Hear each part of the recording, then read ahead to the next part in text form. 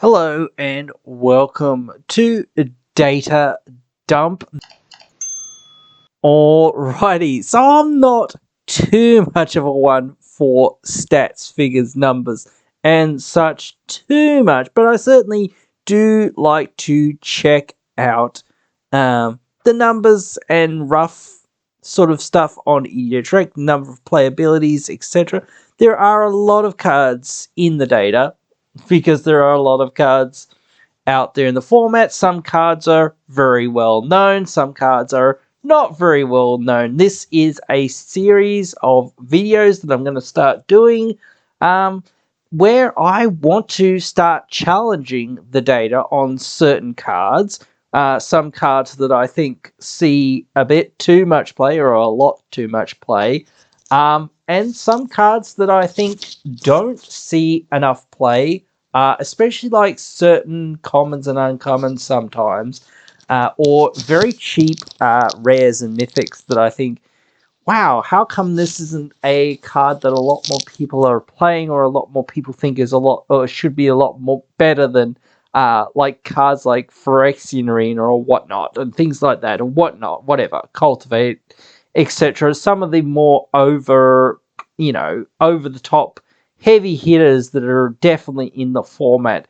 Today, I don't have a specific topic for this video. I just want to introduce you guys to this concept and say, hey, this is what it is and what's going on. And, you guys can submit challenges or submit cards for me to challenge the data on and try to get people to say, hey, maybe we should play this card more, maybe we should play this card less, or like there's so many old cards especially that I think even I start saying old cards, but there's even cards from like less than a few months ago that most people don't even know about because, well, there was 700 other something cards in that set, and then 2 minutes later they were spoiling cards from the next set or something, whatever, things like that. So a lot of stuff does get overlooked, and there are some good things. Now,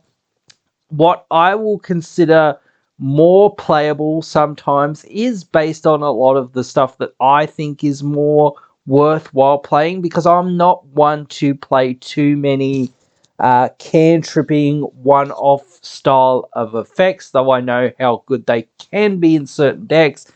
I just find that those sorts of cards aren't really that good. I tend to want to do these things every single turn and whatnot, or these things have a massive impact rather than, oh, okay, like Jeska's Will or something. I'm not going to challenge the stats on that too much here, but I'm just going to talk about this just to frame of reference what we're talking about to a sense is like Jeska's Will is a really decent card, but it is this one-off cantrip essentially style of effect. Yeah, sure, you can get a whole heck of a lot of mana from it, and you can get those 3 cards, so it's, negative mana a lot of the time to, ancestral recall, or whatever, like you draw 3 cards essentially, and you get to probably play those 2 or 3 cards.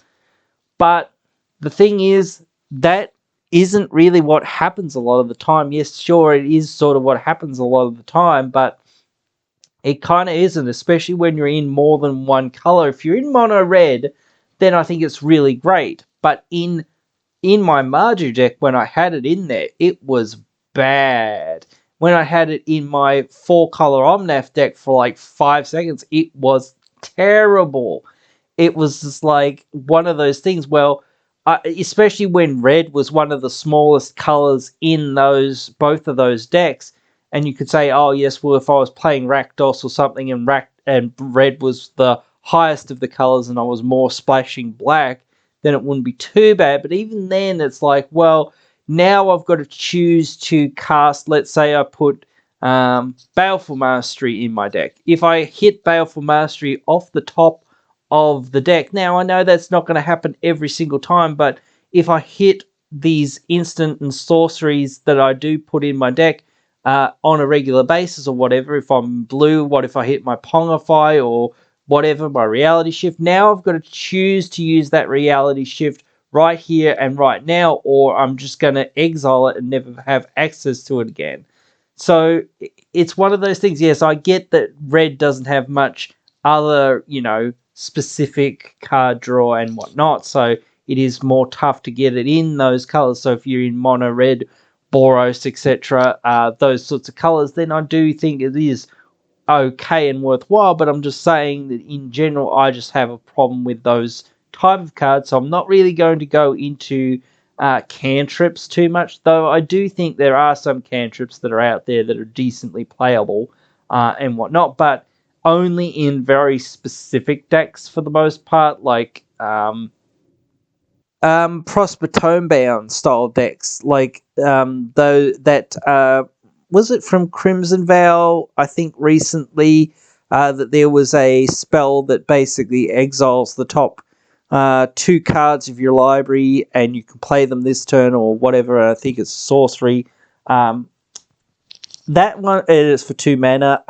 That one's pretty darn good for that deck, but it's only really for that deck as a synergy piece, or just in those red, white, or red decks that you really need some sort of card draw for, where you don't really have very much other options for the most part in those colors. But anyway, guys, that is what I'm doing with this series, Data Dump. I do excuse the name, but I wanted something that, to a degree, that reflected the same thing, essentially, like D and D, M and M, sort of things like that. So I wanted it to relate to the same letter, essentially, because that's good for branding and whatnot, and the algorithm, blah, blah, blah.